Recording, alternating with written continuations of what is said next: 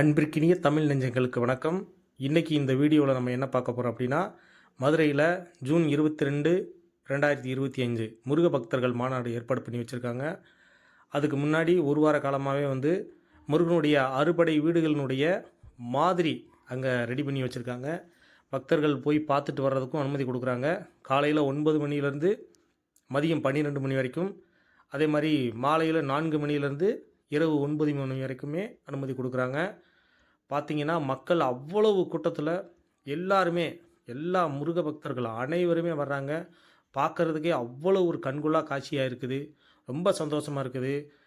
முருகனுடைய 6 படை வீடுகளையுமே ஒரே இடத்துல நம்ம போய் பார்த்துட்டு வர்ற ஒரு ஃபீல் நமக்கு கிடைக்கிது. மனசுக்கு ரொம்ப திருப்தியாக இருக்குது.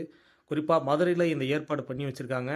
மதுரையில் முதல் படை வீடான திருப்பரங்குன்றம், 6வது படை வீடான பழமுதிர்ச்சோலை, அந்த 2 படை வீடுகளுமே மதுரையில் இருக்கிறது கூடுதல் சிறப்பு. அந்த மதுரையில் இந்த மாநாடு ஏற்பாடு பண்ணியிருக்கிறது கூடுதல் சந்தோஷம் நம்மளுக்கு. ஒரே இடத்துல அந்த 6 படை வீடு முருகனையுமே தரிசனம் பண்ணுறது ரொம்ப சந்தோஷமாக இருந்துச்சு. மக்கள் கூட்டம் பார்த்திங்கன்னா அவ்வளவு கூட்டம், ஆரவாரமாக கந்தனுக்கு அரோகரா, முருகனுக்கு அரோகரா அப்படின்னு எல்லாருமே ஆரவாரமாக முருகனை தரிசனம் பண்ணிட்டு போனாங்க.